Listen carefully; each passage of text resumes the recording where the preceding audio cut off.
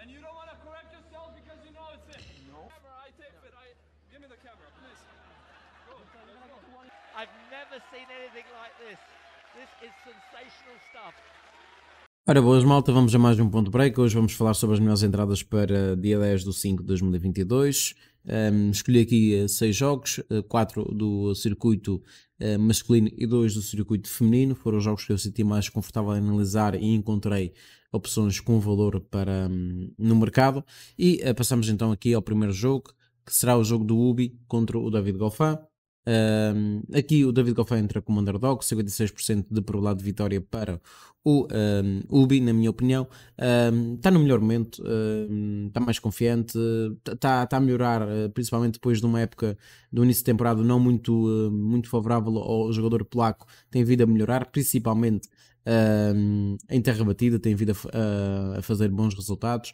Em termos de confronto direto, acaba por não existir, ainda não jogaram, será a primeira vez e por isso sempre aqui uma chamada de atenção para essa situação, porque é o primeiro jogo entre os dois, vai haver claramente um período de adaptação ao jogo do adversário, vão entrar ali mais a tentar não errar do que propriamente a fazer winners, tentar provocar o adversário no erro. Temos aqui um Ubi que vem de uma vitória, ou vem de uma derrota aliás, frente ao Novak Djokovic no Center Court em Naoma Santana, no Masters 1000 de Madrid. Perdeu por 6-3 e 6-4 em 1 hora e 20 minutos.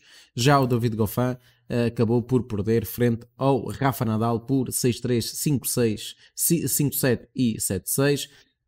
De dizer que o David Goffin nesse jogo de 3 horas e 10 minutos, há 5 dias atrás, teve 4 match points contra o Rafa Nadal e lá está, acabou por não saber aproveitar, não soube matar o jogo quando teve a oportunidade para isso, permitiu que o Rafa Nadal entrasse no jogo e a partir daí as coisas foram naturalmente mais complicadas, mas de salientar que teve 4 match points contra o Rafa Nadal, o que mostra claramente que esse David Goffin das duas uma, ou sabe como jogar com o Rafa Nadal, ou está num bom momento de confiança, que eu acho que seja mais por aí, e por isso é preciso ter sempre aqui alguma atenção nesse aspecto. Em termos de performance, este ano, o David Goffin tem um melhor overall, não é? Está com 59,3% de vitórias contra... ou pelo menos no geral está com 59,3% de vitórias contra 55,7%, isso no geral. Este ano, se a gente for aqui colocar o filtro para 2022, vemos que aí as coisas mudam um bocadinho de figura. O Ubi tem 71,4% overall e o David Goffin baixa para os 52%. Já em termos de estatísticas, uma estatística que gosto muito de ver e trabalhar é a parte do serviço, embora não seja uma arma tão importante como noutras superfícies como piso duro e relva, mas tem aqui a sua importância, principalmente se é um jogador que varia o serviço, um serviço mais em flat, um serviço mais em kick, mais em slice. Isso acaba por ser interessante porque vai dificultar a resposta ao adversário. E vimos que, por exemplo, e dar aqui um exemplo rápido, o kick do serviço do Carlos Alcaraz contra o Novak Djokovic criou muitos problemas ao Novak Djokovic e muitas das vezes foi a partir do serviço que o Carlos Alcaraz conseguiu sair de zonas de maior pressão, através de um bom serviço, através de um bom segundo serviço, mais em kick, e dificultava claramente porque a bola saltava muito e o Novak Djokovic tinha dificuldades em bater, principalmente a bola acima da cabeça. Em termos de serviço, temos aqui um Ubi que tem melhores percentagens em termos de primeira bola e segunda bola, em termos de pontos ganhos na primeira e na segunda bola também, são 74% no primeiro serviço contra 61,6%, já no segundo serviço está muito mais próximo, 50,9% de pontos ganhos no segundo serviço e 50,3% isso na carreira dos dois jogadores. Em termos de server speed, né, velocidade de bola, claro que temos que ver que isto na terra batida vai haver aqui algumas mudanças, porque a terra batida vai reduzir um bocadinho esta velocidade, mas isso são dados gerais. O serviço máximo, a velocidade máxima do serviço do Urkash na carreira atingiu uma velocidade estonteante de 229 km/h, já o David Goffin 209, mas se falarmos em termos de serviços, primeiro e segundo serviço em termos de médios, o Polaco tem um serviço muito mais rápido, é um jogador muito mais vertical, bate a bola, é alto, bate a bola com muita força, E basta ver que a média do primeiro serviço é 190 km por hora e a segunda bola 159 km por hora, o que dá uma média dos dois serviços de 187 km por hora contra 170 km do David Goffin. Em termos de speed ratio, temos 1.28 e 1.23 para o David Goffin. Em termos de probabilidade, já tinha dito, 56% para o Ubi. Eu aqui, para esse jogo, vou apostar no menos 2,5, 1,88, que eu acho que é muito, muito interessante. Depois passamos aqui para o jogo do Emil Rosevuori, que está num bom momento e vai jogar contra o Cristian Garin, que não está num bom momento de forma. Tem tido ali muitas questões, principalmente no seu serviço, principalmente no fundo do corte. Claro que o Garin é especialista em terra batida, já o Emil Rosevuori é jogador de piso duro. No entanto, o Emil Rosevuori tem uma final impune. Em termos de performance, podemos dizer que, por incrível que pareça, o Emil Rosevuori tem melhor aproveitamento este ano do que o Garin. O Garin tem 42,9% de jogos ganhos em piso duro, 36,4% em terra batida, que é a sua especialidade, contra 52,5% de vitórias do finlandês. Aqui, para mim, favoritismo está do lado do Emil Rosevuori. Acho que esta odd poderá ser muito interessante, principalmente em live. No entanto, em pré-live já gosto da odd. Claro que mais perto do 90, melhor. Essa odd aqui, se tivesse a 2,10, não seria escândalo nenhum, principalmente pelo momento do Cristian Garin. Passamos aqui então para o Nicolás Basilashvili contra o Denis Shapovalov. Aqui o favoritismo é preciso ter muito cuidado, porque o favoritismo está do lado do Shapovalov, principalmente pelo momento do Shapovalov. No entanto, o Basilashvili venceu os últimos dois jogos contra o Shapovalov, 6-2, 6-2 em 2018 em Xangai e em Budapeste 6-2 e 6-4. Já sei que já lá vão alguns anos, mas pode dar sempre aqui alguma vantagem moral ao jogador, ao Basilashvili. Temos aqui também aquele incidente que vocês devem ter visto, onde houve completamente um buraco ali, um barraco, não é buraco, é um barraco, no jogo do Denis Shapovalov e do Lourenço Sonego. A certo momento o Denis Shapovalov não estava a conseguir ver a marca que o árbitro considera fora, ultrapassou o seu lado do campo, foi para o lado do adversário e acabou mesmo por levar um ponto de penalização e acabou mesmo por ser o tal local entornado, porque acabou por disparatar, acabou por perder o controle emocional, mandou calar o público, disse que era injusto esta medida, porque só estava ali a tentar perceber qual era a marca que o árbitro estava a dar como fora. Não tinha intenção nenhuma de invadir o campo do adversário, a não ser para isso, porque não estava a ver a marca, mas no final de contas acabou por levar um ponto de penalização. Claro que começou a disparatar, a dizer palavrões, a meter-se com o público, a meter-se com o árbitro, mas depois no final de contas acabou por correr tudo bem. No final do jogo pediu desculpa tanto ao público como ao árbitro e parece que as coisas ficaram mesmo por aí.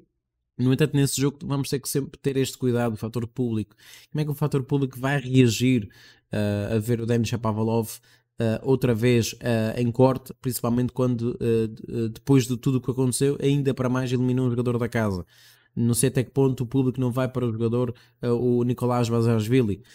Muitas vezes o público costuma tirar partidos, como a gente sabe, principalmente o francês e o italiano.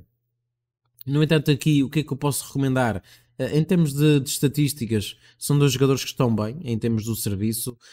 Aqui, claramente, o Denis Shapovalov, por ser um esquerdino e ter uma backhand de uma mão, vai ter alguma vantagem. Em termos de serviço, é um jogador que mete muitas vezes aquele de serviço em banana, não é? Aquele de serviço em slice, com um bom kick também. Em termos de velocidade de serviço também o Denis Shapovalov domina a velocidade média de 177 km por hora contra 171 km por hora. A diferença não é muita, mas aqui mais 5, 6 km em cima é complicado. Em termos de return, o Basashvili é um jogador que responde melhor ao serviço do que o jogador canadiano, e por isso poderá ser interessante ver como é que vai ser o jogo. Eu acho que essa odd é um bocadinho baixa demais, porque o jogador da Geórgia acaba por estar num bom momento, está confortável, está a jogar bem, e não foi à toa que lá está, acabou por eliminar o Danny Evans por 7-6 e 6-2, um jogo que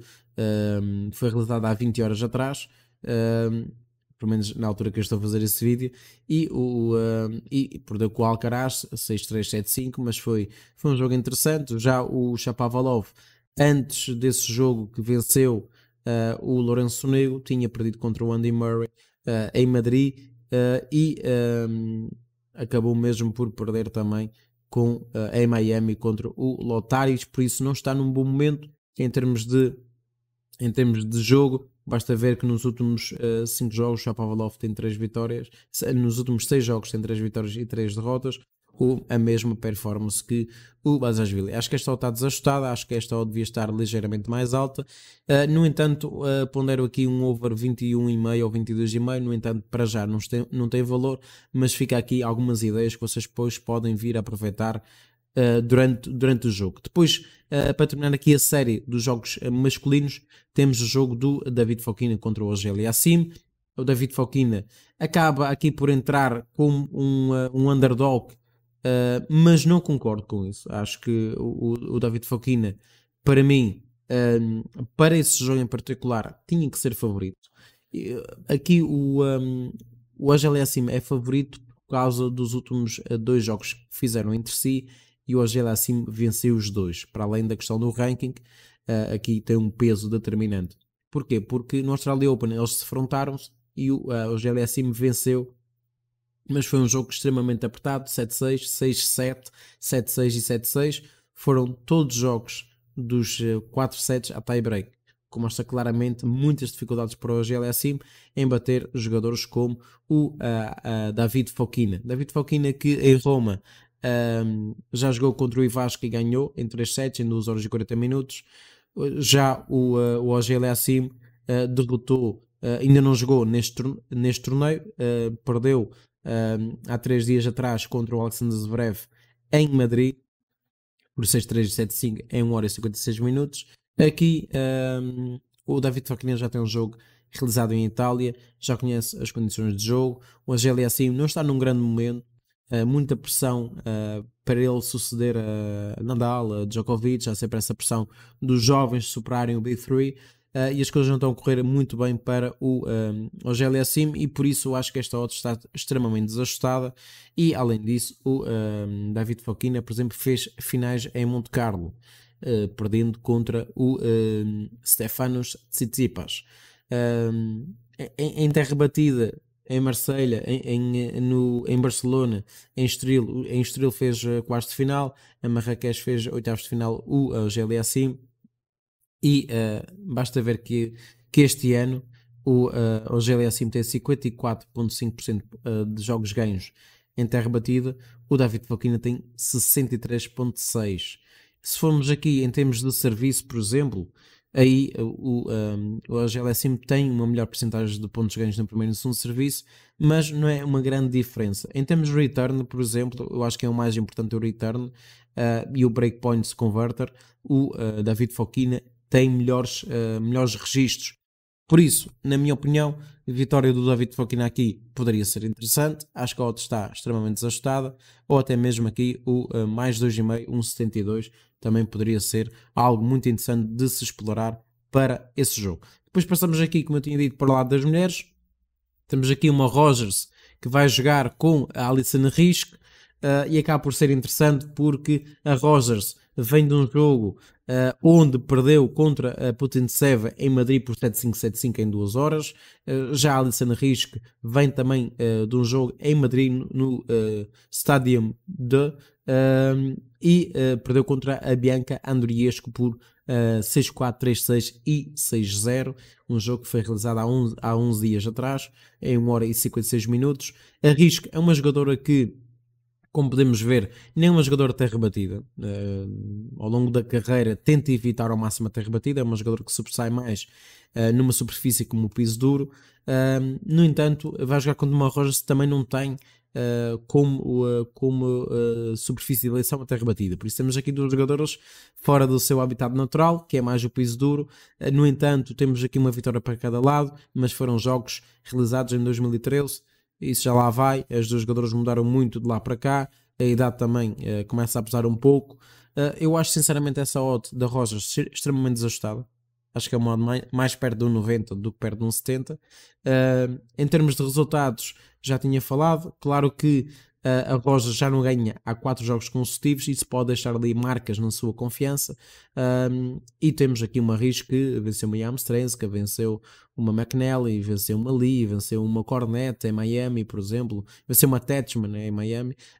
Claro que aqui em termos de performance, em termos de desempenho, vemos aqui uma Alcina Risco muito mais preparada fisicamente e mentalmente para esse jogo do que a Shelby Rogers, mas eu iria aqui para o mais 2,5 da Risco, ou até mesmo vitória da Risco a 2,12, acho que está ligeiramente desajustado. Por último, e não menos importante, temos a Raducanu contra a Andriescu. Este ano já fizeram 6 jogos, a Raducanu já fez 6 jogos, venceu 4, perdeu 2 em terra batida. A Andriescu tem 5 jogos realizados em terra batida, venceu 3 e perdeu 2. A Raducanu vem da derrota frente à Kalinina em Masters 1000 de Madrid em 2-1. Já a Andriescu também perdeu em Madrid nos oitavos de final com a Pegula por 2-0, Pegula que acabou mesmo por chegar à finalíssima.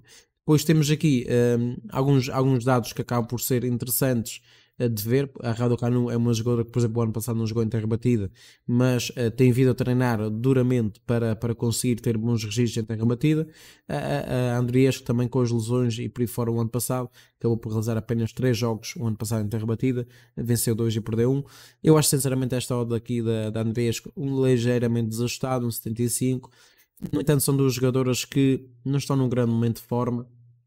No entanto, não iria para a Andriescu como modo 105, nada melhor do que explorar, por exemplo, um over sets, por exemplo. Deixa-me ver aqui quanto é que está em termos de sets, mas aqui 9,5, 1,87, 10 jogos no primeiro serviço, no primeiro set, poderia ser interessante.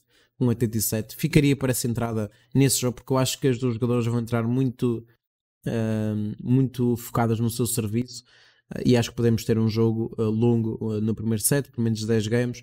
E além disso, a única entrada que eu vejo de valor a longo prazo, até posso perder hoje, mas a longo prazo a única entrada que vejo aqui com algum valor seria mesmo a vitória da Raducanu, mesmo correndo o risco de ser uma jogadora instável e não ser tão boa em terra batida e ser mais jogadora de superfície rápida, mas pela preparação, pelo trabalho árduo que tem vindo a realizar em terra batida, vale aqui o meu voto para esse jogo. Pessoal, este foi o Ponto Break. Não se esqueçam de deixar o like, subscrever o canal e ativar as notificações. E não se esqueçam de deixar aí nos comentários quais foram as vossas entradas e se concordam com as minhas, e se não, explicar porquê.